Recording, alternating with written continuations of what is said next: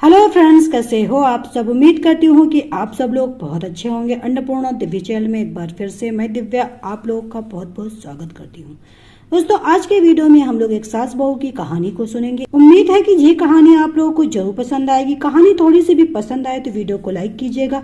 Channel पे पहली बार visit कर रहे हैं तो अन्नपूर्णा दिव्य चैनल को सब्सक्राइब कीजिएगा और इस कहानी को ज्यादा से ज्यादा शेयर कीजिएगा। तो चलिए फिर शुरू करते हैं। सावन का महीना, आसमान से बरसती रिमझिम फुहारे, मिट्टी की सौंधी सी खुशबू, खिली खिली हरियाली और इसी महीने आने वाला है त्योहार हरियाली तीज, जो स्त्रियों के लिए नई उमंग, जीवन में प्रेम के राग और रंग लेकर आता है।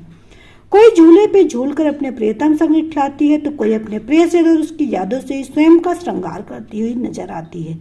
कहीं सहेलियों की अटखेलियां रंग बिखेरती है तो कहीं घर की बड़ी बुजुर्ग महिलाएं नई पीढ़ी को त्योहार की महत्ता और उसकी सुंदरता से अवगत कराती नजर। इस बरस भी सावन आया है, तीज आई है और इस बार तो ये बहुत ही विशेष है क्योंकि विवाह के पश्चात अरुंधति की ये पहली तीज है। छत पर बैठी अरुंधति आसमान में सप्त सितारों के बीच आदरणीय वशिष्ठ मुनि और उसकी जीवन संगनी आदरणीय अरुंधति माता के नाम पर रखे गए नामों वाले दोनों तारों को देखते ही मन ही मन प्रार्थना कर रही है, हे ईश्वर, मेरे और मेरे वशिष्ठ का साथ भी इसी तरह हमेशा बना रहे। तिथि बेटा कहाँ हो? सहसा अपनी सास माँ नीता जी की आवाज से अरुंधति की तंद्रा भंग हुई। यही हूँ माँ, अपनी कुर्सी पर अरुंधति ने जवाब दिया। अरे तुम यहाँ क्यों बैठी हो? मेहंदी कब लगवाओगी? माँ 7 बज गए, अभी मेहंदी लगवाने बैठूंगी तो 9 बज जाएंगे, फिर रोटियां बनानी है और आप तो जानती हैं कि तुम्हें 9:30 तक खाना खाने की आदत है। इस घर में सबको गर्म रोटियां चाहिए होती हैं, फिर तुम्हें नींद आने लगती और दिन तो तुम्हारा दफ्तर में ही गुजर जाता है, यही ना? अरुंधति की बात पूरी करती हुई नीता जी बोली। हाँ माँ, इसीलिए बस शगुन के लिए सामान्य सी बिंदी वाली मेहंदी लगा लूंगी। बिल्कुल नहीं, मेरी बहू की पहली तीज है, पर फीकी मेहंदी बिल्कुल नहीं लगेगी। तुम नीचे चलो, मेहंदी वाली को बुला लिया है मैंने, पर काम वो कैसे होगा? आपके हाथों का दर्द भी तो ठीक नहीं। अरुंधति के स्वर में संशय था। एक बात बताओ, ये घर क्या अकेले हम दोनों का है? नहीं ना, तो जो हमारे आधे हिस्सेदार हैं उनको भी तो वक्त आने पर अपनी जिम्मेदारियां निभाने के लिए आगे आने का अवसर देना होगा ना। मतलब मैं कुछ समझी नहीं। अरुंधति हैरानी से नीता जी को देख रही थी। अरे मेरी भोली बहू, ऐसे ही दिनों के लिए तो मैंने तुम्हारे ससुर जी और तुम्हारे पति दोनों को रसोई के कार्यों में दक्ष बनाया है। गर्म रोटियां खाने की आदत है तो गर्म रोटियां बनानी भी चाहिए ना कभी कभी। सच में वो बना लेंगे और क्या? किस किताब में लिखा है कि हम स्त्रियों को ही हमेशा घर परिवार की जिम्मेदारी में पीस कर अपनी इच्छाओं को, अपनी खुशियों और आराम को त्यागना जरूरी है। अब चलो मेरे साथ। अरुंधति जी नीचे पहुंची तो उसके ससुर मदन जी और पति दिव्यांश भी हॉल में मौजूद थे। अरे इतना वक्त कहाँ लगा दिया था? मदन जी के कुछ पूछने पर नीता जी ने हंसते हुए कहा, आपकी बहू गर्म रोटियों की चिंता में उदास बैठी थी। अरे बहू, तुम इन बातों की फिक्र मत करो। असल में अभी 1 ही महीना तो हुआ तुम्हें इस परिवार का हिस्सा बने हुए। धीरे धीरे तुम सारे छुपे हुए रहस्यों को जान जाओगी।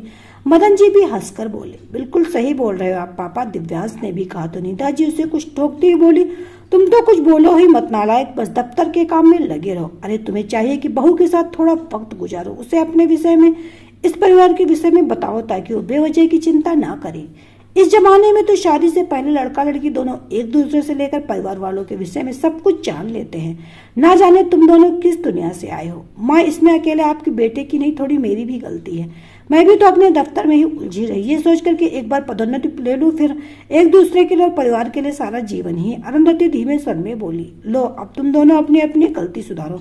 सिर्फ दफ्तर, पदोन्नति, चकाचौंध से भरी लाइफ स्टाइल ही जीवन नहीं होता मेरे बच्चों।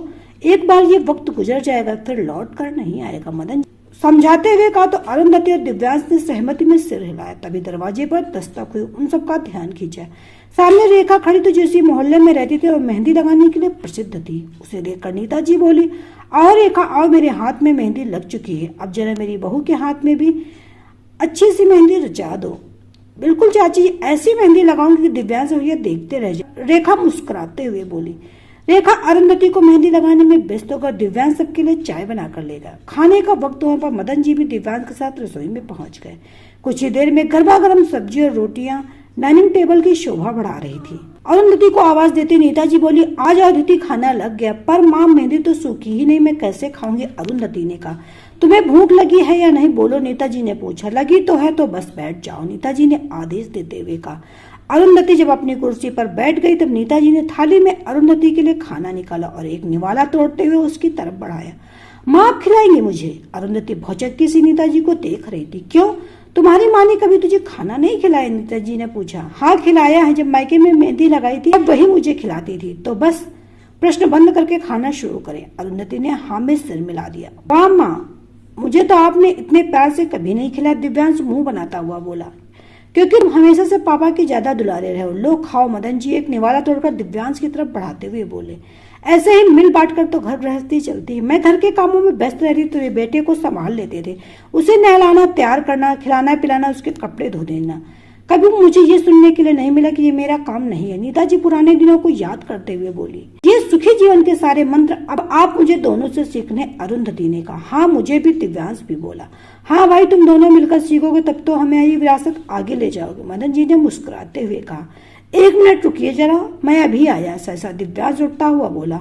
वो लौटकर आया तो उसके हाथ में उसका फोन था। मैंने मना किया था ना कि खाने के वक्त कोई फोन नहीं छुएगा, नीता जी ने कहा। तो दिव्यांश बोला, अरे माँ बस 2 मिनट, आपको दीदी को खाना खिलाते हुए आपकी एक तस्वीर ले। क्यों, इस दिखावे की क्या जरूरत है? मदन जी के पूछने पर दिव्यांश ने जवाब दिया। अरे पापा, ताकि लोगों को पता चल सके कि कहानियों से इतर ऐसी सास, ऐसा परिवार होता और होना चाहिए, ताकि बहू के चेहरे पर ससुराल खौफ नहीं, प्यारी सी मुस्कान हो।